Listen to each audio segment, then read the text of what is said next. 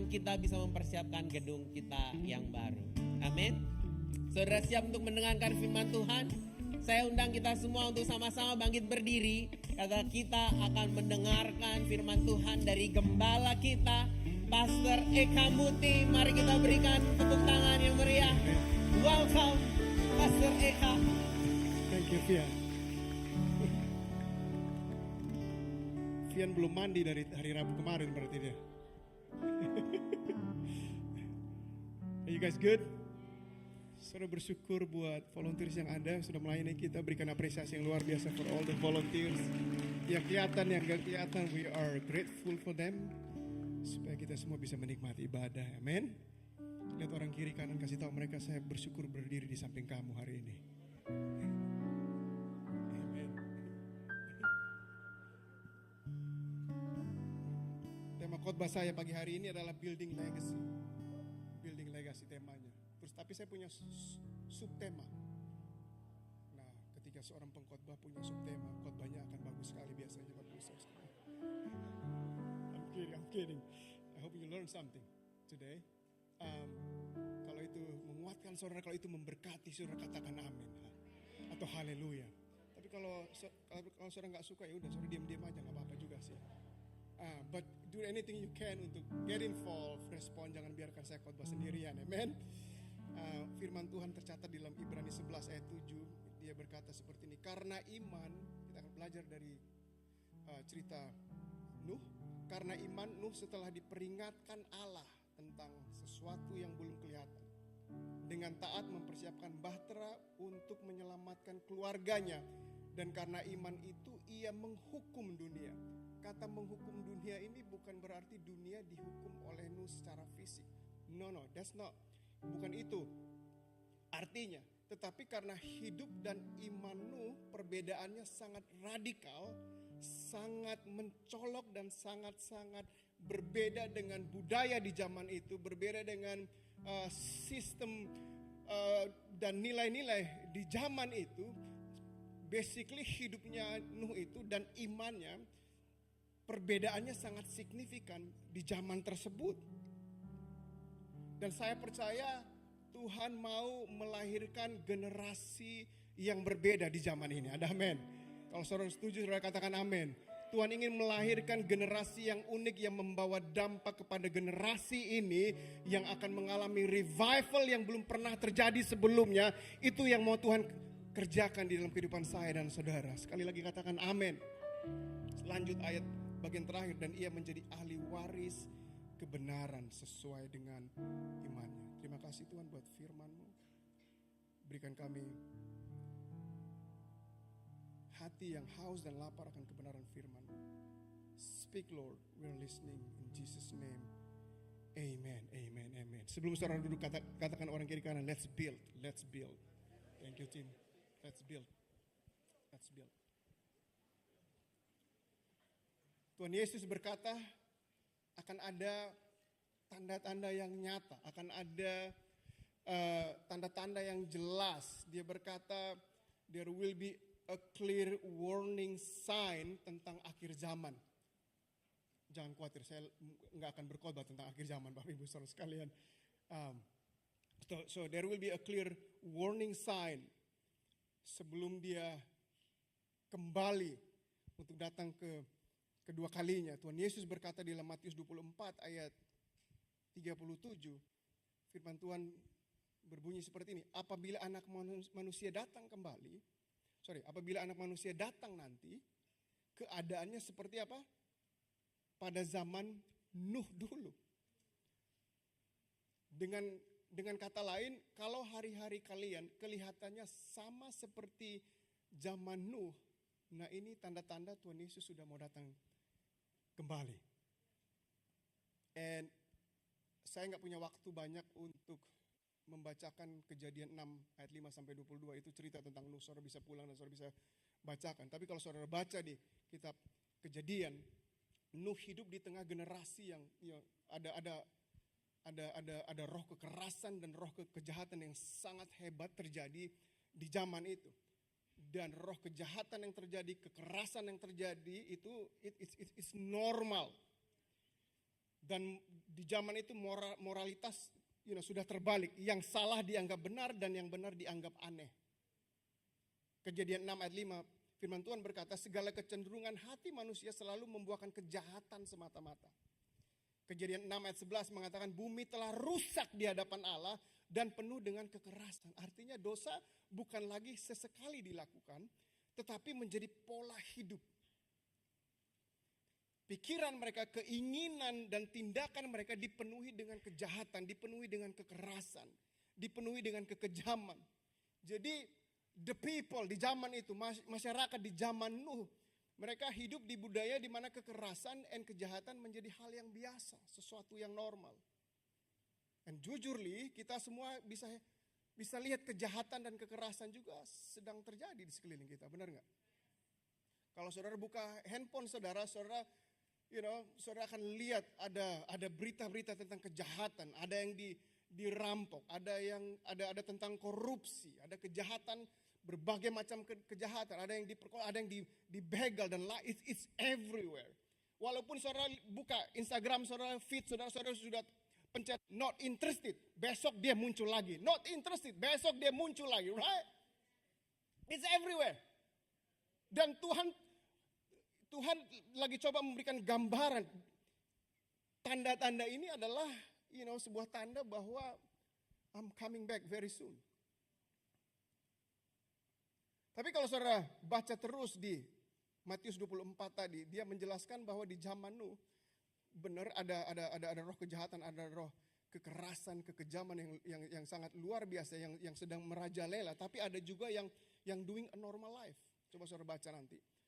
Mereka they running their business, mereka bekerja, mereka menikah, mereka punya anak,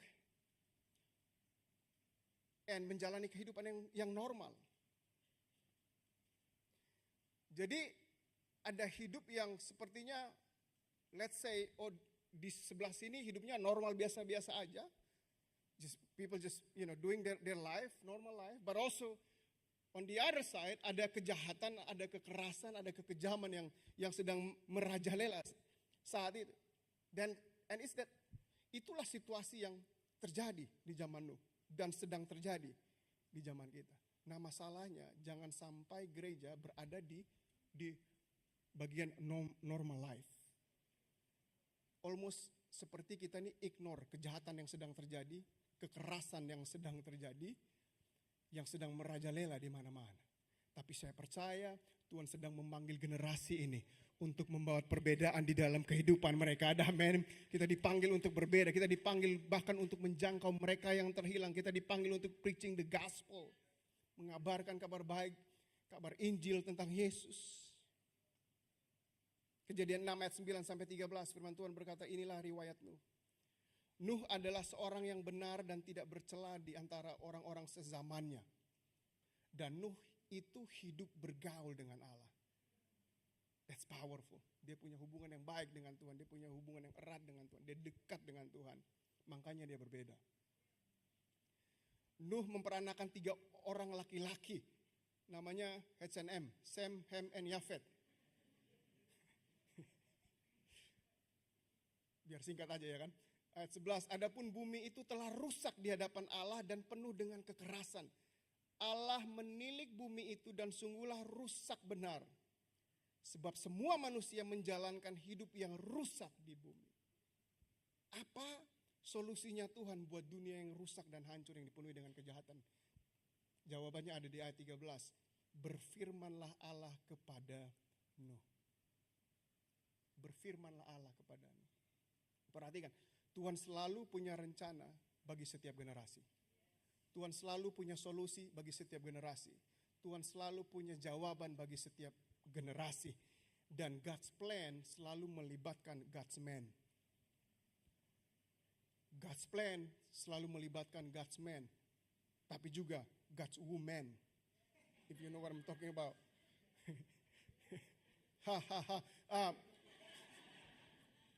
Listen, Tuhan selalu melibatkan rencananya dengan manusia. Dia selalu melibatkan rencananya dengan people. Dia melibatkan rencananya dengan Nuh. Kata Nuh mempunyai arti rest. Semua katakan rest. Artinya to be at peace, to be at rest. Jadi di tengah-tengah dunia yang sedang bergejolak, di tengah-tengah rupiah yang naik turun, halo, di tengah-tengah kekacauan, di tengah-tengah kejahatan, di tengah-tengah ekonomi dunia yang sedang hancur dan berantakan. Saya percaya kita dipanggil untuk menjadi orang yang bisa to be at peace menghadapi semua gejolak yang ada. Amen. Bisa menemukan rest. Oleh sebab itu makanya Hillsong Bali is not about the building. Hillsong Bali bukan tentang gedung tapi tentang bahtera Tuhan. Di mana siapa saja datang ke gereja ini, mereka bisa merasakan hadirat Tuhan yang luar biasa. Mereka bisa merasakan, mengalami rest yang luar biasa. Mengalami real peace yang dunia ini gak bisa tawarkan mereka. This is more than just a building. Legacy, building legacy. Gedung yang sedang kita renovasi. More than just semen, kursi, segala sesuatu yang dibutuhkan. Kita sedang membangun legacy bersama-sama. Lihat orang kiri kanan kasih tahu mereka, let's build legacy together. Apakah saudara-saudara gereja itu berbeda dengan nightclub? Halo? Wih, ini orang-orang kudus semua. You guys too spiritual. You guys too quiet, man. Gereja pasti beda dengan lapangan padel, amen. Gereja beda dengan beach club, gereja beda dengan night club. Saudara benci atau suka sama gereja church is different. Orang-orang bisa mengalami, kuasa dan lawatan Tuhan ketika mereka ada di bahtera Tuhan. Not just here, di gedung ini atau nanti di gedung baru, tapi saudara adalah bahtera Tuhan itu juga sendiri. That wherever you are, saudara punya roh yang berbeda. That people, mereka bisa berkata, kayaknya kamu beda banget. There are something different about you. Yang membuat berbeda adalah karena saudara punya roh yang berbeda dari mereka. Amen? Yes. We are called. Kita dipanggil untuk menjangkau jiwa-jiwa yang terhilang. Kita dipanggil bukan untuk membangun atau merenovasi gedung yang paling besar di Bali. No, kita mau menciptakan ruangan yang lebih besar supaya banyak orang bisa mengalami Yesus yang terhilang, mereka bisa ditemukan. That's what we're all about. Pertanyaan saya buat saudara, apa yang akan tetap hidup ketika kita sudah tidak ada? Coba saudara renungkan itu sebentar. Apa yang akan tetap hidup ketika kita sudah tidak ada? Karena at the end of the day, one day kita akan check out semua dari sini. Amin. Siapa apa enggak kita akan check out.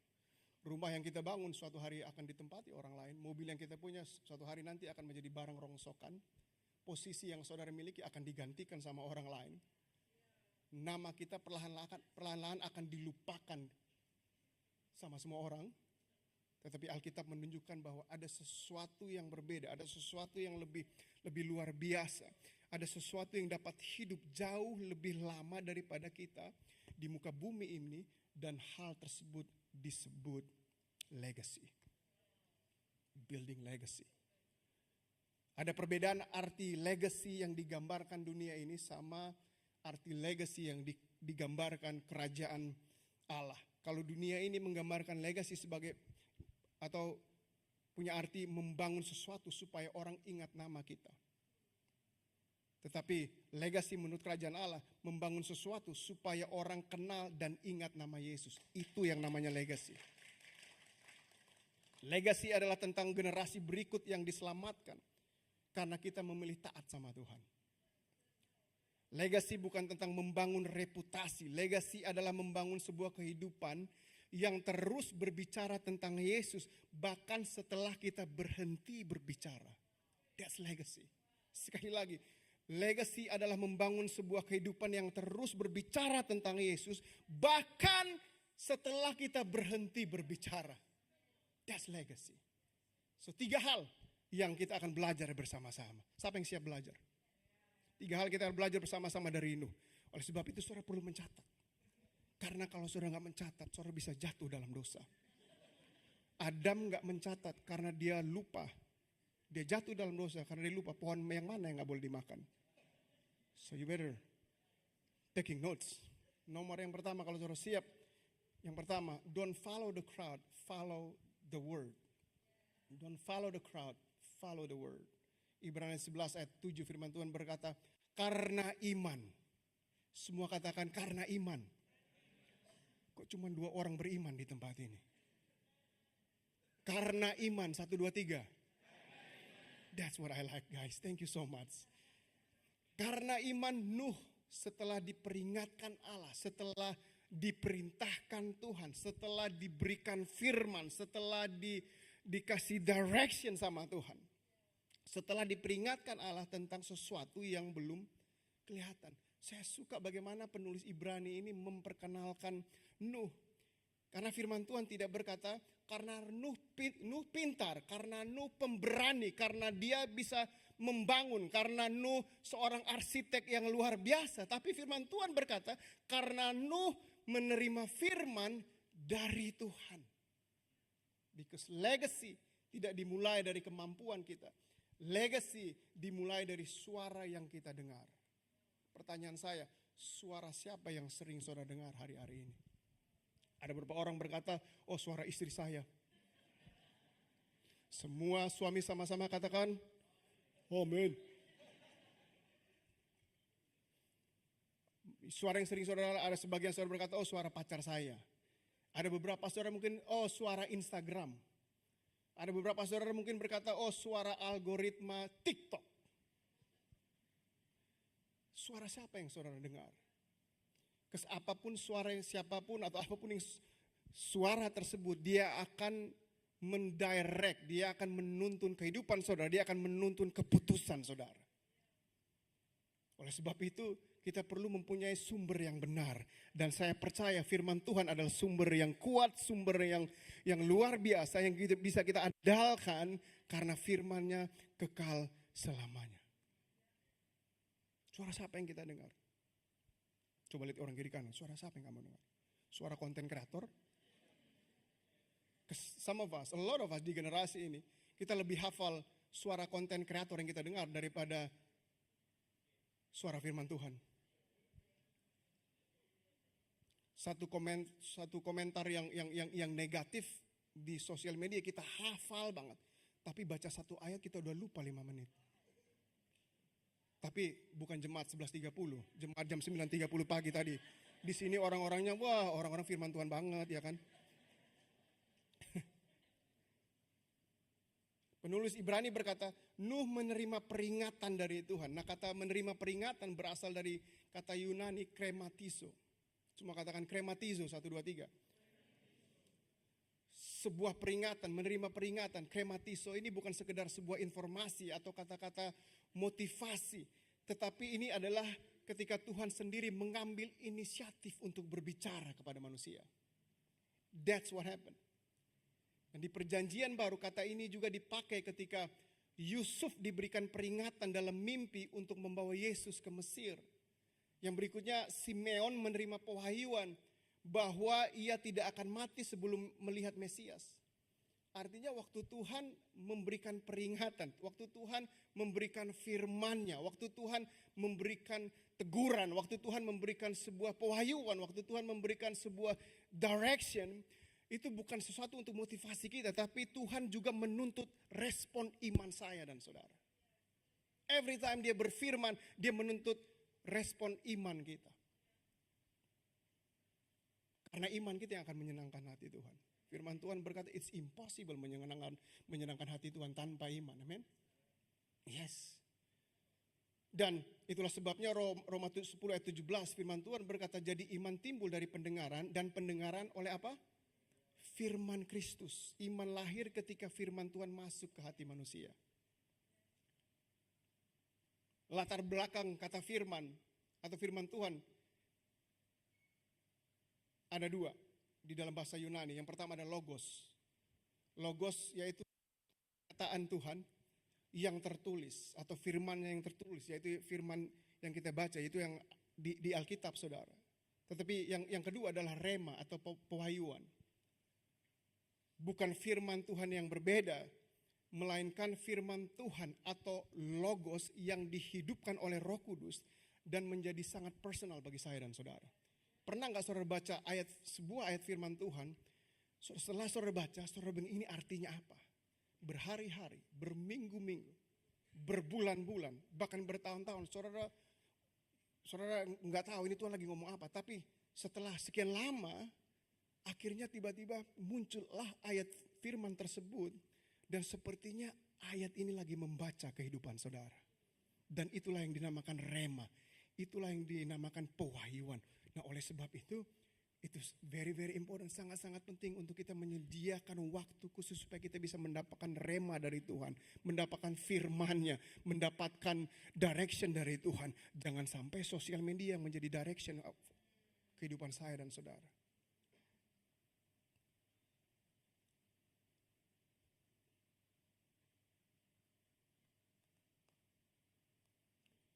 Imagine kalau saudara adalah saudara ada di zaman itu, maybe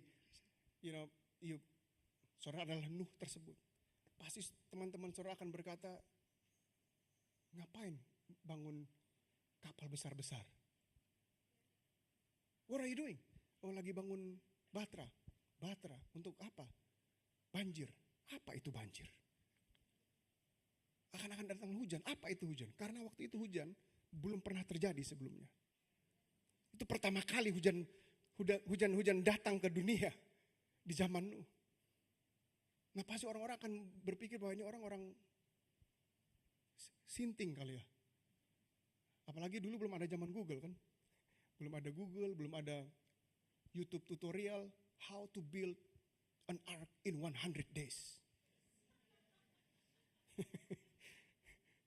Belum ada zaman itu. Tapi si Nuh dia berpegang kepada firman Tuhan. Bahkan Tuhan gak kasih tahu, berapa lama ini akan kamu bangun. No. Tapi dia karena iman dia build. Karena iman dia mulai membangun. Karena iman dia taat. Nah orang yang mendengarkan firman Tuhan akan selalu terdengar aneh bagi orang-orang yang gak mendengarkan firman Tuhan. Orang yang suka mendengarkan firman Tuhan akan selalu kedengaran aneh kepada orang yang tidak mendengarkan suara Tuhan. Iman itu awalnya kelihatannya aneh. Iman itu di awalnya kelihatannya stupid until it rains. Jangan pernah ragu-ragu untuk mengambil langkah iman ketika Tuhan berfirman kepada saudara untuk mengambil langkah iman. Waktu Tuhan bilang you gonna be a great leader, you are going to be a great leader. Waktu Tuhan bilang engkau buka bisnis yang ini, engkau buka bisnis yang ini. Taat sama Tuhan. Waktu Tuhan menegur saudara, memberikan peringatan untuk to take another step, maybe untuk melayani, maybe untuk investasi, maybe untuk doing this and that. Taat kepada firman Tuhan. Punya iman. Saya dulu nggak pernah melihat diri saya bisa berbicara di depan banyak orang, Bapak Ibu. Ini hal yang sangat menakutkan. Tapi Tuhan mengingatkan saya, you're gonna preach the word of God in front of people. Kau akan mengabarkan kabar baik, kabar Injil itu di depan orang. Awal-awal ketakutan, awal-awal sampai kencing di celana, Bapak Ibu saudara sekalian. Permisi. Tapi cuma berapa tetes, nggak kayak di toilet keluar. But I was so scared. It was crazy. Tapi itulah Tuhan kita, amen. Dia selalu, firman Tuhan mengatakan bahwa we live by faith, not by sight. Kita hidup oleh iman, bukan oleh penglihatan kita. Kita hidup oleh iman. Kita bukan hidup oleh nyaman. Kita bukan hidup oleh aman, but kita hidup oleh iman. Kata lain iman adalah resiko. Mujizat Tuhan itu selalu di balik langkah iman kita. Musa dia harus pakai tongkat itu, menggunakan tongkat itu, lakukan apa yang Tuhan minta dia lakukan sebelum Tuhan membelah Laut Merah. Murid-murid disuruh kasih makan ribuan orang dengan 5 roti dan 2 ikan. Waktu mereka menyerahkan ke Tuhan, Tuhan mengucap syukur. Terus waktu Tuhan kembalikan, rotinya itu udah ribuan, ikannya udah ribuan atau tetap 5 roti dan 2 ikan? Tetap 5 roti dan 2 ikan. Tetapi mujizat Tuhan bekerja ketika mereka ambil 5 roti dan 2 ikan. Ketika mereka mulai bagi-bagikan. Itu yang akan Tuhan kerjakan dalam kehidupan saudara. Ketika saudara mau mengambil langkah iman. You will never experience miracle. Di dalam kenyamanan saudara. Di dalam keamanan saudara. Dan itulah prinsip Tuhan. Billy Graham, seorang pemain paddle yang sangat terkenal berkata, no, it's not. Billy Graham berkata, faith is taking the first step even when you don't see the whole staircase. Artinya adalah sesungguhnya kemerdekaan itu adalah hak segala bangsa. Faith is taking the first step. Iman adalah mengambil langkah pertama walaupun kita belum melihat seluruh tangga yang ada di depan kita. But the good news is Tuhan selalu menantikan kita di ujung tangga yang berikutnya. What you need to do adalah mengambil langkah iman. Tanda tangan kontrak gedung yang baru ini sebuah langkah iman yang besar, Bapak Ibu Saudara yang we take together. Di luar dari kemampuan kita, di luar dari dari kapasitas kita, but itulah Tuhan yang kita sembah. Somehow gedung itu benar-benar available, somehow gedung itu benar-benar kita merasa bahwa ini memang buat kita, karena sudah ada restoran pagi sore sudah kasih DP, tiba-tiba di cancel aja sama ownernya. Ada lagi nightclub apa yang terkenal gitu, di cancel aja. Tapi begitu Hillsong kasih penawaran, dia gak pikir panjang lagi, dia udah kasih aja buat gereja. Gedungnya 3 kali lipat dan lebih besar dari gedung ini, dan di dataran paling tinggi di Sunset Road, gak ada banjir, in Jesus name. Mujizat yang lebih luar biasa lagi, gedungnya itu harga kontraknya itu lebih murah daripada gedung yang ada di sini. That's miracle. That's miracle. Jadi kita ini lagi berjalan di tengah-tengah miracle. We are the living miracle karena kita berani take a step of faith di dalam kehidupan kita as a church. Yes, tadi Vian udah tunjukin yang kita butuhkan. Uangnya belum ada, tapi kalau Tuhan sudah mulai mujizat dari gedung ini, Dia akan menyertai kita sampai gedung itu terselesaikan. Bahkan kita menikmati gedung itu. Bahkan mungkin some of you nggak akan ada di sini lagi. Saudara udah pindah kota, saudara udah pindah negeri mungkin dan lain sebagainya. Tapi saudara bisa lihat kembali ke Hillsong Bali. Man, I was part of that legacy building yang saya lakukan. Tuhan bekerja secara luar biasa di situ. But we gotta stay on the word. Stay on the word. Yang kedua. Small obedience builds big legacy. Ketaatan yang kecil akan membangun legacy yang besar. Kalau saya tanya kepada saudara, apa bagian yang paling membosankan di cerita Nuh? Misalnya kalau ini dibuatin film kayak Spider-Man. Have you watched the Spider-Man movie? Banyak orang mengatakan it's 10 out of 10. Saya belum nonton. But I have faith. Karena iman. Anyway. Small obedience builds big legacy. Hal yang membosankan mungkin menurut saya, tuh anak bayi ada dengan iman mengatakan amin, Bapak Ibu Saudara sekalian. Iya kan? Hal yang membosankan kalau kita bisa katakan bersama lah, yaitu membangun bahtera tersebut, right? Membangun bahtera tersebut. Tapi kita semua, kita hidup di generasi yang it's all about highlights. It's all about real highlights, amen. Kita lebih mau fokus, waktu lihat hujan pertama kali turun di dunia ini, right? Kita mau lihat kapalnya udah jadi, kita mau lihat banjir yang besar, dan kita mau lihat ada ada rusa, ada tikus, ada gorila, ada I'm sorry Gloria if your name Gloria. Kita mungkin cuma fokus pengen lihat binatang-binatang yang masuk, tapi kita nggak melihat bahwa ada obedience day by day, small obedience, ketaatan yang kecil day by day. Bayangkan saudara, ahli teologi mengatakan bahwa bahtera tersebut dibangun selama 70-an sampai 120 tahun. Nah imagine right, you bangun potong kayu, ambil hamar yang sama, paku yang sama, potong kayu, potong papan, pasang, again, every single day. Selama 120 tahun, mukanya Nus udah kayak kayu, Bapak Ibu Saudara sekalian. Every single day. Besok pagi bangun, lakukan hal yang sama. Besok pagi bangun, lakukan hal yang sama. Tapi saya percaya, justru hal-hal besar itu dibalik setiap hal kecil yang sepertinya membosankan. Daud tidak akan pernah Goliat kalau dia gak mau bawa nasi bungkus babi guling untuk kakak-kakaknya. Karena dia mau setia. Dia nggak akan pernah bisa mengalahkan Goliat kalau dia nggak bisa taking care domba-dombanya ketika harus melawan singa dan beruang. Apa hal kecil yang Tuhan percayakan kepada saudara? Jangan terlalu comparing, membeda-bedakan keadaan saudara saat ini dengan keadaan orang lain yang mereka posting di Instagram. Di Instagram itu cuma highlights. Nggak ada orang posting Instagram lowlights. Only highlights. Tapi you never know kenapa mereka ada di highlights tersebut. Karena mereka mengalami ketaatan-ketaatan kecil di belakang layar yang tidak saudara lihat. Tapi karena ketaatan Nuh, every day. Besok bangun doing the same thing. Besok bangun doing the same thing. For puluhan tahun. 120-an tahun. Tetapi dia membangun sebuah legasi yang sangat luar biasa. Sehingga legasinya itu bukan bisa dinikmati. Ceritanya bukan bisa dinikmati di generasinya. Tapi sampai beribu-ribuan tahun. Kita masih bisa menikmati. Kita bisa di-inspire, diberkati dengan cerita Nuh. Karena dia setia dengan ketaatan yang kecil. Sehingga dia bisa membangun legasi yang besar. Kejadian 6 ayat 22. Lalu Nuh melakukan semuanya itu. Tetapi seperti yang diperintahkan Allah kepadanya. Demikianlah dia lakukannya. Lalu anehnya kalimat yang sama diulang lagi.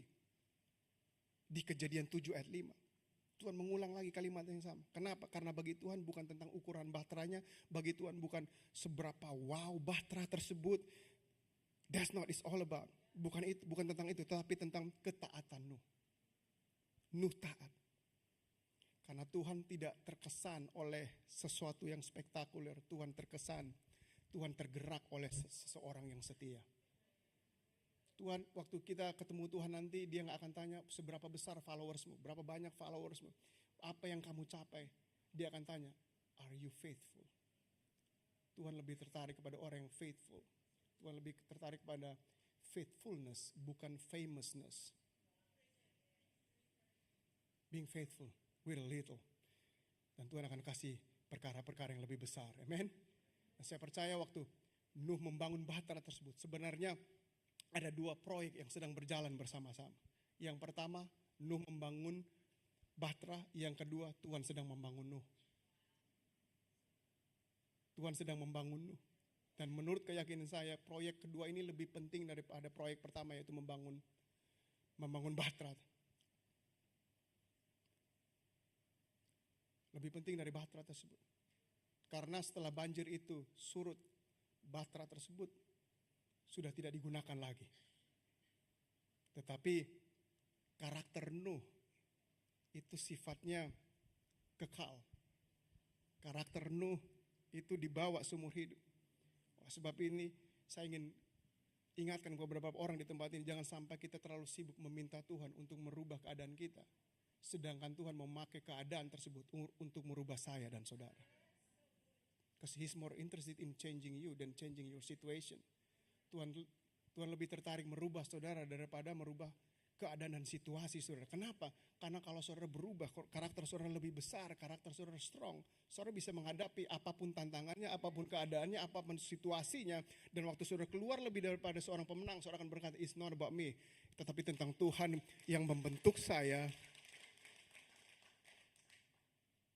Karakter saya menjadi pribadi yang lebih baik. Setia dengan hal kecil. Prayer by prayer, brick by bricks. Tuhan tolong promosikan saya di kantor. Datang aja telat mau dipromosiin. Tapi bukan untuk jemaat di ibadah ini. Jemaat untuk ibadah yang jam berapa tuh kadang lupa. Ibu Teresa dia berkata seperti ini. God has not called me to be successful. He has called me to be faithful. Apakah ada orang-orang faithful di ibadah ini? Amen. Tepuk tangan buat diri saudara sendiri. I am faithful. Lihat orang kiri kanan. I am faithful. Kasih tahu mereka. Legacy bukan tentang dikenal banyak orang. Legacy adalah memastikan ada lebih banyak orang mengenal Yesus Kristus Tuhan kita. Sekali lagi, legacy bukan tentang dikenal banyak orang. Tetapi legacy, it's all about akan ada banyak orang mengenal Yesus Kristus Tuhan.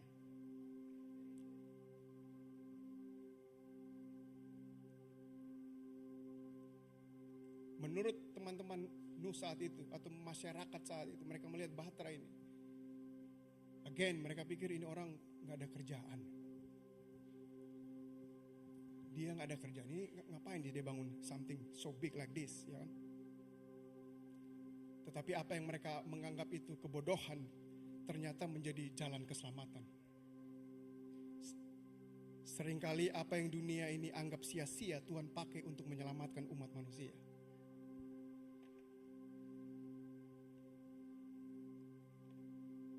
Ada sebuah details yang sangat luar biasa indahnya di dalam ayat tadi. Dalam bahasa Ibrani, bahtera itu disebut tefah. Semua katakan tefah. Nah, kata tefah hanya muncul 2 kali di seluruh perjanjian lama. Yang pertama yaitu bahtera Nuh. Yang kedua adalah keranjang kecil yang bayi Musa dihanyutkan di sungai Nil. Tefah bentuknya berbeda, ukurannya berbeda, samannya berbeda, tapi fungsinya sama. Keduanya bukan sekedar alat transportasi. Keduanya adalah wadah keselamatan yang Tuhan sediakan untuk memelihara kehidupan yang dikepung kematian.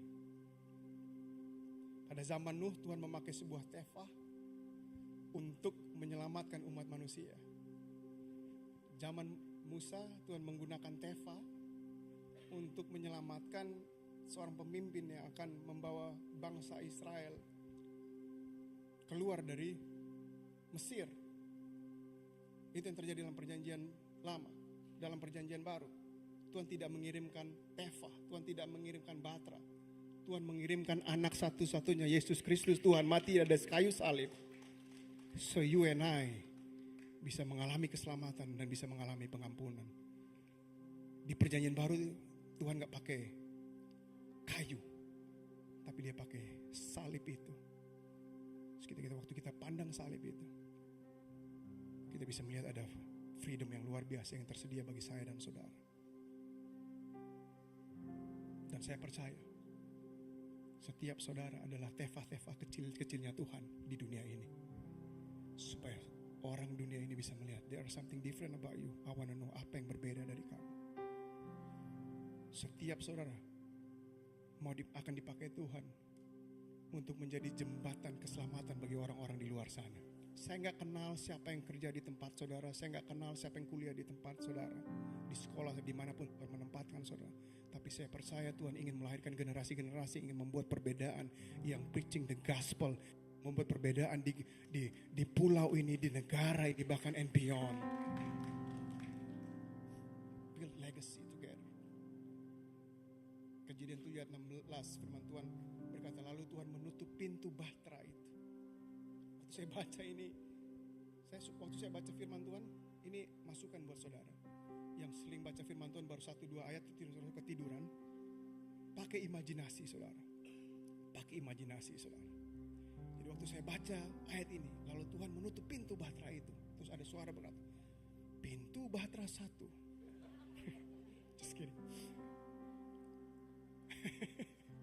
Konyol ya.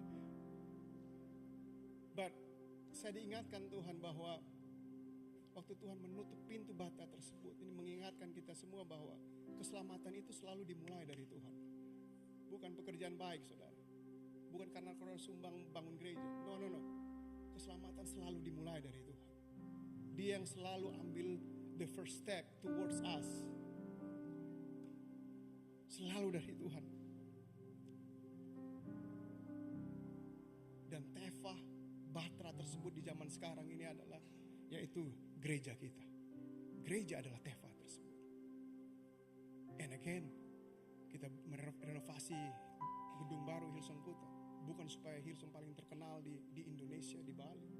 Bukan supaya kita menjadi gereja yang paling besar. No.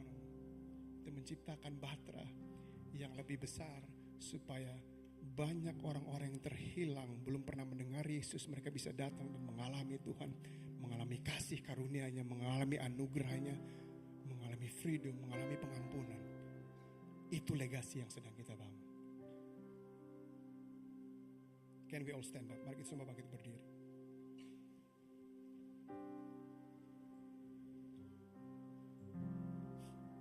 That's what we're all about.